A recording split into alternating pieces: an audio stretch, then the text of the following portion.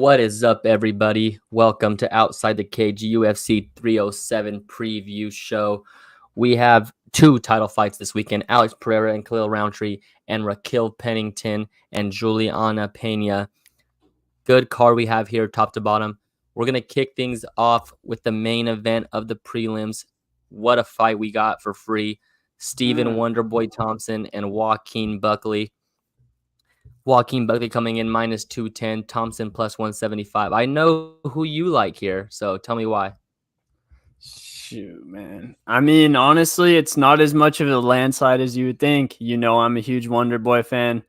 But the thing is, he hasn't fought in almost a year. And it was when he lost to Shavkat, got submitted at the end of the second round. We really didn't get to see that much from him on the feet, I guess, when we kind of knew what would happen if Shavkat got him to the ground. I mean, that's what most people thought was going to happen in that fight. His last win was against Kevin Holland at the legendary UFC Orlando almost 2 years ago. And he's 41 years old. And then you go on the flip side. You look at Joaquin Buckley. He's trending up right now. He beat Nursutin Ruziboev or whatever his name is, that 6'5" welterweight. He beat Vicente Luque. I believe he's on a 4 or 5 fight win streak right now. He's been looking good in his wins too.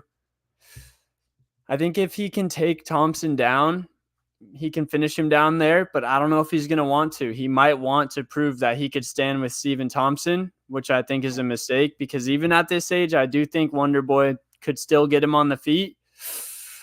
I'll throw the lineup right here. I honestly I have to bet Wonder Boy plus 175, but if it was a coin flip, even money, my brain would probably say Buckley, which I hate to say. What do you got here?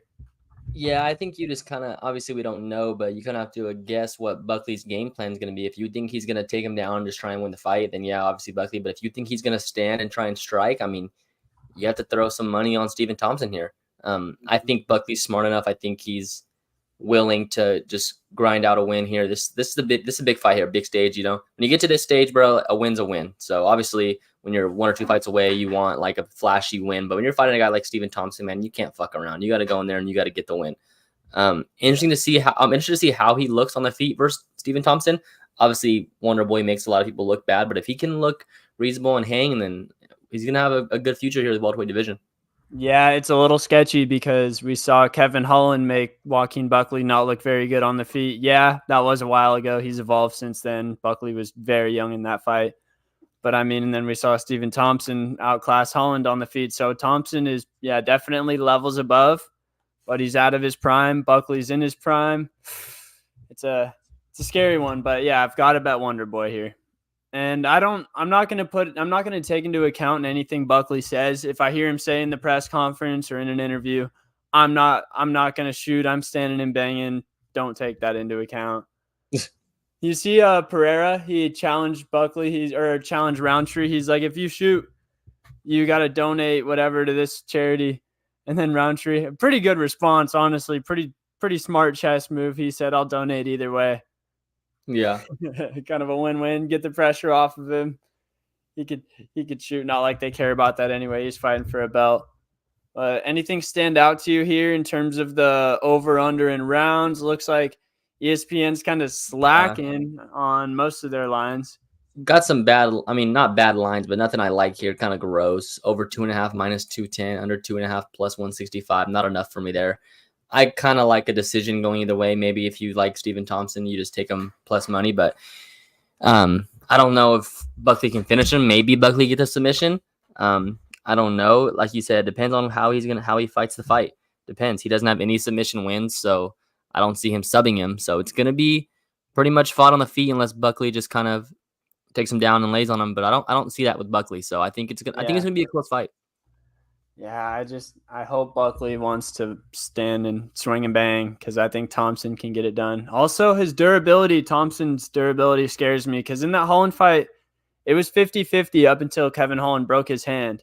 Yeah. And some of those punches Holland was landing, you could tell that they were affecting Wonder Boy pretty good earlier on. Holland was probably hurting Thompson more than Thompson was hurting him in that first 1 or 2 rounds of that fight. So I don't know, man. Yeah, it's only a 3-rounder. So if Buckley can start fast, get that first round, scrap out another one. Pretty solid path to victory for him. All right, I know you're excited about this next fight. I am too. I was thinking it was the one after this one, but how can you not be excited for this? He'll fight up, he'll fight down. He don't give a fuck. Just keep Kevin around. Kevin the Trailblazer Holland taking on Roman Dolidze. What do you like here? I'm a big Kevin Holland fan. We know this. But I also like Roman Dolidze. I'm kind of more high on him than a lot of people. Just a lot of his wins impress me. So I think that in this matchup here, I think that Dolidze is a little bigger. He's coming off fighting light heavyweight versus Anthony Smith, who's a legit light heavyweight. I think he's still legit. 2 losses to Vettori and Imanov, his last 3, but he has good wins, man. Jack Hermanson, Phil Hoff, those are good wins. I just think the size here, I think he's good on the ground. If he can stay out of those submissions by Holland, I think he can kind of grind this one out and win it.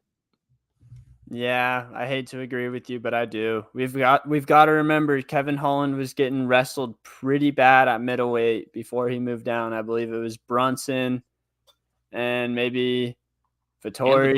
And Vettori, yeah. Yeah, Holland. That's why he moved down to welterweight, because he was just getting not ragdolled, but more just held down, and he couldn't really do much in the fights. Now you're fighting a big middleweight who would love to just hold you down and hurt you down there. So unfortunately, it's kind of how I see this one going. There's a great chance also that Kevin Holland could catch Dolidze on the feet, maybe with a knee when Dolidze shoots in, or catch him with a submission, because Kevin Holland always has action for the sub. Yeah, but for what the line is, yeah, for what the line is, taking my heart out of it, I would have to bet Dolidze here.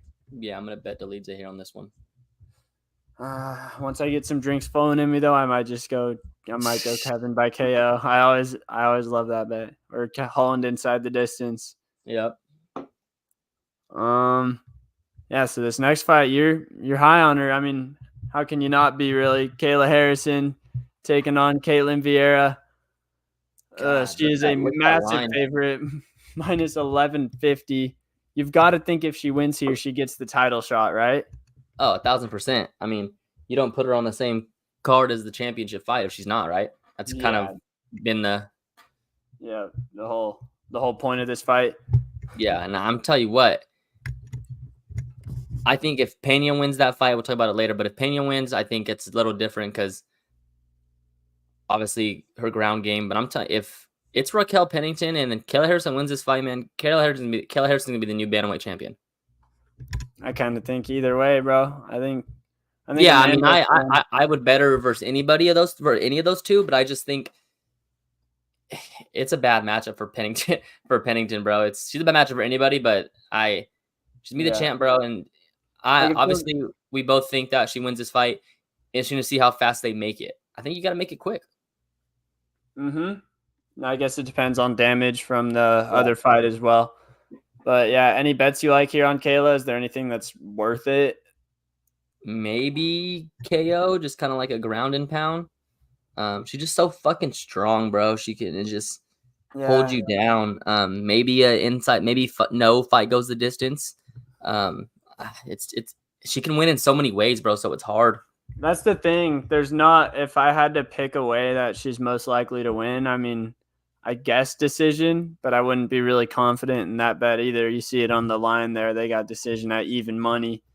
So she has 6 knockout wins and 7 sub wins. So kind of just pick your poison there. Maybe she's kind of worried about the submission threat of Vieira, but I just think she's too strong, man. It doesn't matter. Like, she's so strong. She'll just get up, take you down, whatever you want to do. We'll see if altitude plays a role in any of these either. I was trying to do research and get every fighter's record in altitude, but my laptop was not cooperating with me and my work computers were blocking me. I was getting dragged down. I should have got it done because I think I wanted to be Mr. Altitude on today's show. For every fight, I just wanted to not even talk about anything except the altitude and how the fighters are and that, where they train, all that. I know Pereira's been training up in altitude for a few months or not a few months, but probably like a few weeks or a month to get ready. This fight, dude, we were saying that this next fight was main card worthy. I was pissed that it was on the prelims, and everything happens for a reason. We get Aljo and Evalev off the card, and we get Jose Aldo versus Mario Batista onto the main card, baby. The King of Rio traveling to some other mountains in Utah. You like, wrong picture. You like any bets here for us? Or I guess, who do you like to win first? Jose, the King of Rio, to get the win. Similar fight here to his last fight versus Martinez. Similar line. He went out and got the job done. Until, again, his last loss was obviously Merab, but before that, it was 2020. So Aldo, it still stands. Jose Aldo has looked better against Merab than Sugar Sean. You could add him to the list now. Aldo still looked the best against Merab. I think Merab went like 3 for 16 on his takedowns against Aldo, and he was just holding him up for the fence a lot of the fight, dude. I'm not writing this guy off yet, and yeah, exactly. You know what I want? You know what I want if Jose wins? I was saying it on our UFC 306 recap. I want him versus Sugar. It would break me because I don't really want to have to root against Jose Aldo. But I think that's just a massive fight. We'll talk about that later. I don't want to go too off topic right now, but I agree. I think Aldo's just better everywhere. Age is the only thing that you could really say is the factor that would hurt Jose Aldo, but I don't think Batista every night he goes out. Yeah, I don't think Batista takes him down. I don't think he can outstrike him. Yeah, he has some nasty leg kicks, but Aldo's the king of leg kicks, so I think Jose Aldo puts on another clinic. Yeah. And again, until I've seen this before, his last fight versus Martinez, similar thing, younger guy, similar line, and we bet Aldo last time. I want to go out there and bet Jose Aldo again, so let's go, Jose. Let's get that Jose and Sugar fight. Yeah, that you're starting to come around on that. I'm Jose Sugar for a title eliminator. Who says no? Corey Sandhagen would be a little mad. That's what I was gonna say, but I mean, Corey's gonna be there. Him and Sugar are the same age, but if you don't make this Jose Aldo fight with Sugar or another huge name right after this next one, you're not. We gotta think too, though. Sugar's gonna be out a year. Yeah, I mean, we'll see how this fight goes. Aldo might want some time to recover, get a full camp for that. I mean, you got to make that a 5-rounder. Sugar versus Aldo, 2 former champs, 2 massive names. That's like tough. Not to get off topic here, but so Sugar's next fight is gonna be back to a 3-rounder. That's not. And I've been thinking the same thing with like Adesanya. Like, not so much Sugar, but Adesanya's fought so many 5-rounders. He's gonna go back to a 3-rounder like that. That's crazy. Yeah, it might be kind of hard to just turn up the pace. I think not as much for Sugar. I think Sugar will be fine with that, but Adesanya, with the way he's been fighting lately, especially, might be hard for him to turn into a 3-round fighter again for his next one. Yeah. We've seen Whitaker. Whitaker's become a master at it because he was fighting 5-rounders only for a while. They were kind of trending toward the like 5-round co-main events, but they kind of stopped them. Yeah. Yeah, there's some fighters like the Diaz bros. They always get them for whatever reason. There's just some guys that get the thing is, I don't think anybody wants 5-rounders. Like, if you're not fighting for a title, no one wants fucking 5-rounders. I think the Diaz bros did. That's why they would get him. They do. But I'm saying, like, no one else. Like, you got to think Kamaru and Hamzat should have been 5 rounds. Yeah, it's like if it's a title implicating fight, it should be the same criteria as the title fight. But yeah. I guess that's why you get paid more for the title fights. I hear Sugar say it. Why would you want to get paid to fight, or why would you want to get paid the same to fight more rounds? Yeah. All right, so we both got Jose Aldo here. If I had to go with a method, I'd probably say by points because Batista is very tough. So I mean, it's not worth it to me though to just take that over money line. So I just go Aldo plus 120. Yeah, for sure. Damn, there's some underdogs barking on this card. Not huge dogs, but just like slight dogs. They add up. Yep, exactly. I'm just slow with the graphics today. All right. So, co-main event. Raquel Pennington versus Juliana Pena. I honestly I hope Juliana wins just because I think she's more entertaining for that division. And people, at least, I feel like I'm not saying this to be a dick about Pennington, but I don't dislike her. I don't like her. I don't really have an opinion, which is the worst thing. I've heard Chael say that before. That's the worst place you could be, is when people don't hate you or Yeah, love you. They because if just don't people if really people care. if people hate you, they'll still watch you.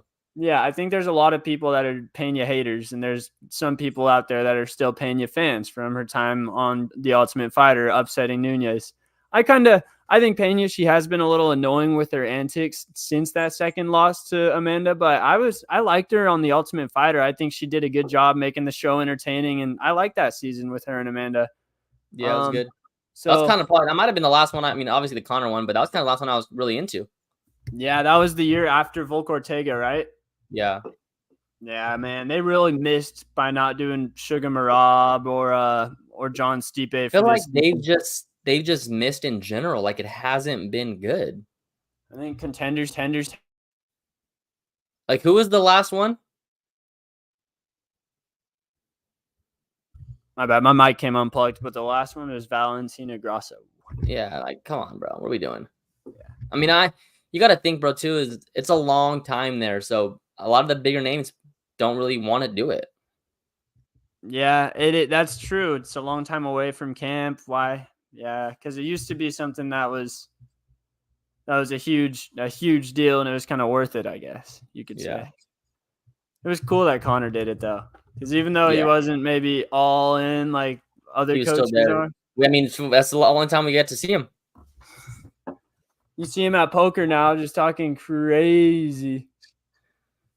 Those are funny videos. He still cracks me up. You think he'll do celebrity boxing or another MMA thing? Because he still has the UFC contract. He'll box again. Yeah, he just can't get out of his UFC contract he can't fight anywhere else till he fights out his UFC contract, and there's 2 more fights. Yeah, all right. Who cares about that though? He's in the past. You like any bets for this fight, Pena and Pennington? I don't think I did. I don't really want to watch it, so no. Yeah, this make some food. Maybe if you're going out after, get ready to go out so you can just go out right after the main event. All right, let's get to the main event though. This one, we were, at least I won't speak for you, but I was hating on this fight announcement when it first came out because I just don't think it really made sense with Roundtree coming off of a steroid suspension and then getting a title shot right after that without fighting, coming off a win versus Anthony Smith, which was a good win. But I mean, you know what I'm saying. But the more I've thought about it, the more it's saturated. This light heavyweight division needs some fireworks. It could Yeah. use another great fight after Pereira year. It has some momentum right now, especially with Poetin leading the charge. So I'm all for it, baby. Alex Pereira versus Khalil Roundtree Jr. It's going to be violence from start to finish. How do you see this fight going? First, I'll ask you, do you see this fight happening more on the feet, the ground, the clinch up against the cage? Where's majority of this fight going to have to take place? I think you have to look at who controls the fight. So obviously, I think if it's Pereira, he's going to control the center. Obviously, try and kickbox, try and strike. I think Roundtree's going to mix it up a lot. I think he's going to go into the clinch a lot, trying to go some dirty boxing. You just can't stand with Pereira too long, man. So you got to give him different looks. You got to be careful that if you stand too long and gets you with the jab, left hand, you're done. He breaks your leg. So you got to but you don't want to go straight to the ground, I think. So you got to just clinch it, elbows, dirty boxing. Maybe you get a trip, but I think you just got to mix it up. So I think Roundtree's going to try and, like I said, get in the clinch, get him against the fence, hold him up, throw some shoulders. But yeah, I just see, it's going to be hard, man. It comes down to how much Pereira respects Roundtree's power. That's true. Like if he tries to just walk through him like he did in the second Adesanya fight, he could get caught with something. But if he fights like he did against, I guess Yuri or Jan Blachowicz, then yeah, it's a freaking. And a lot of Roundtree, man, he doesn't have a lot to lose here, so that's dangerous. I think he goes balls to the freaking wall. Yeah, we've seen that mix it up style beat pure strikers. We saw Bilal Leon, we saw Marab Sugar. just to name a few of the really notable ones lately. That style, you know how we always say it. It's eras in this sport. There's styles that are dominant. It was the wrestlers, then it was the kickboxers with the great takedown defense for a little bit. Now it's the just cardio freaks with the sporadic wrestling like Bilal and Marab. So I don't think Roundtree is going to do that exactly, but like you said, he does have to mix it up and go more in that direction if he wants a chance here. Are there any bets you like on this fight? The line is very heavy towards Pereira. It's minus 550 money line, plus 375 for Roundtree. What do you got betting wise? Yeah, I like the over 1.5 here. Other than his win versus Jamal Hill, sorry, Pereira's seen the second round every fight. I think that with his like the way Roundtree style is, Pereira's gonna try and get some calculations first, maybe come out a little slower, and then I can see him winning it in round 2 or 3. So I think we survived that first. He's got to survive another 2.5 minutes. So I got over 1.5 here. I'm not like as down on Roundtree. Like I think he can make this interesting for a round or two. Me too. And in these heavier weight classes with the hard hitters, there's always a chance. And that chance is higher than a bantamweight or a featherweight. That's a knockout guy. When you're a light heavyweight, it's one punch can change the fight. So yeah, man. I'm still all over Poeton, but we can't count out Roundtree. Absolutely not. Shall I throw your bets up? Let's get to it. Got to get hot eventually. Yeah, seriously, dude. We need one to fall. We're going Carla Esparza to win in her retirement fight. Crazy they have her second fight of the night. That's nuts. So much disrespect. But hey, when you fight her boring, last fight was the co-main, right? Yeah. Same arena. Oh, wait, no, it wasn't. We're gonna go Spawn OSP under 1.5. Spawn's last loss was a knockout loss OSP's last loss was getting knocked out in the first round, and Spawn's last win was a knockout in the first round. So play the odds there. We'll get that minus 105. I like Spawn to end that early. We're gonna go Austin Hubbard to win plus 130. A lot of dogs here barking that we like on this card. I just think for the odds, I think it's a closer fight than the odds are showing, so I'll go with that. Yasmin Lucindo to win. I know we're laying a lot, but I like her a lot. Obviously, one of my favorite fighters, her and Yasmin, the battle they showed in San Diego when we were there. So I'm all on Yasmin to win, 100 to 158 at minus 170. Talked about it earlier. Roman Dolidze to win plus 130. Aldo to win plus 125. And then just like we talked about, Pereira Roundtree over 1.5 minus 140. Line went down since I put that in, so bad by me, but 100 to 170 there. So that's our card. Hell yeah. I like it. Let's get back on the right track. Let's just see one fall through so we can really fire on 308. How many bets? Put them back up real quick. We got 1, 2, 3, 7 bets. Let's go 5 and 2, man. Let's do it. Let's go 5 and 2. Please. Let's go 5 and 2. Please, man. We need one. Yeah, we need it bad. I know the gambling gods, their goal is probably to take money away from us, but we need you here. Yeah. We need you to keep us in the game. Yeah. You might lose some customers. Keep coming back. Yeah, literally, dude. Oh my goodness. Any other sport takes you've got right now? We were talking about it before we got on the air. Big sports time right now. You got anything with football or any preseason basketball takes? Any baseball takes? I got a football take. And I've been thinking about this a lot lately. Just every day with the social media era and all this stuff. I think football is the worst at it because it's one game a week and you have the whole week to talk about the game. Stop overreacting so much. Like, if you listen to these talk shows, you listen to social media, like 1 week, this guy's MVP. Next week, should we trade him? This team's going to the Super Bowl. This team fucking sucks. Nick Sirianni is the greatest coach in the league week 1. Now, should we fire Sirianni? Like, just fucking relax and take it for what it is. Do I trust the Eagles? Do I trust Sirianni? Yes, they've showed we can trust them. Do I trust Lamar Jackson? Do I trust Josh Allen? Do I trust Patrick Mahomes? Yes, because they've shown we can trust them. If they haven't shown we can trust them, yeah, we can speculate, whatever. but let's just stop with all the overreacting. I understand they have to have stuff to talk about, but like the Raiders beat the Ravens 2 weeks ago, and they're here, they're good, and now they lose, and now they're like shit. Yeah, Like, Pierce is on the hot seat. Adams yeah, is demanding a trade. I just, it's just it really I don't know. It's kind of just what's been on my mind lately. Do you think what about a flip side overreaction? Is Sam Darnold a guy? I think Sam Darnold is a very serviceable NFL quarterback, and I think Kevin O'Connell is a guy, and I think Brian Flores in that defense is a guy. Yeah, that's true. And he has 2 elite receivers, or one generational receiver and one very good receiver in Addison. So yeah, you're right. Like we were talking about at your place, situation is everything. Yeah. Like you've got to be good at the certain things and still be able to make the reads. Obviously, it's not going to be easy, but when you have the right tools, being in one situation compared to another, even if it's the same exact guy, it could be 1,000-yard difference on the season in your passing yards. Yeah. What about the Knicks Timberwolves trade? Any thoughts? Kind of weird. I don't know who I like it for.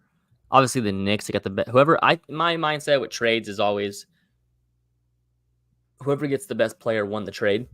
So you got to say the Knicks in that. And I mean, you have to take it for face value for what it is, man. Like, yes, Randall's good. He had him in a lot of big games, won a lot of big games there for him. But Carl's in the class. Like, Carl's an all-star. Carl's a guy. So they upgraded. Big man shooters I know it's hard. Like, yeah, they lost Randall. He was kind of their nucleus, kind of their like tone setter. But Carl's fucking no joke, bro. So they got better. Spaces the floor a lot more for Brunson. He's a better shooter than Randall, and Randall shoots a high volume threes. So that is a dangerous duo, Brunson and Cat. It just makes sense. The drive and kick, it's gonna be there all day. Where does, to revert back to the earlier, if you had to bet, give me teams, where's Devontae in 4 weeks? Or let's just say, where does Devontae end the season? Where does Tyreek Hill end the season? I could see Devontae. I think I don't really know what the Jets cap situation's like and all that. They have room. Okay, then I think Devontae goes to the Jets because Aaron Rodgers is starting to get a little unhappy, and we've seen they want to cater to Rodgers. So what better way to do it than getting his favorite target? Saints are obviously also another candidate for Devontae with Derek Carr, but if I had to bet, I'm going Jets. And then Tyreek, honestly, I hadn't heard much about him wanting to move places yet. I thought he was just kind of living it up in Miami and enjoying this huge contract. But if he were to go somewhere, I don't even know, dude. I haven't thought about Tyreek at all. Maybe they said Kansas City. Oh my gosh, why not? Do they have cap? I guess Kansas City has no receivers now. You gotta, like, if you're the Dolphins, you gotta make a decision. Like, you're not gonna be good this year. Do you see yourself being good next year? Yeah. Dude, it sucks for Miami, bro. They just, all of a sudden, they're just, I think they got to go get Bryce Young or try something. Yeah. Try something. Dude, their roster is so good. I got a hot take. I think by the end of next season, so not this season, but the end of next season, I don't think McDaniels is there. I've been hearing that, dude. It's just when you're a happy-go-lucky guy and you're not winning, it's not good. Someone's going to get a great fucking offensive coordinator, I'll tell you that. Hello.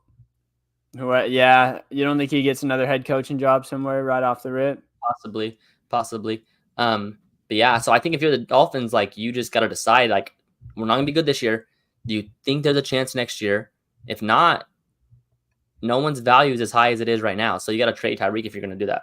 Yeah. Well, dude, it sucks with their roster, though. Like, the fact that they signed Ramsey this year. I know. You just took the gambles like that. Those, bro, quarterbacks, everything. Like, having to break up Tyreek and Waddle, that would hurt my soul. Yeah. You've got to. I wonder if they've got to try to. I think you try to draft a quarterback. I know this class isn't great, but they said Shedeur to Miami. Ooh, dude, that makes so much sense. I think at this point, if you're Miami though, you don't even try to like you just go get the best pick you can get now. You're not gonna win anything. Yeah.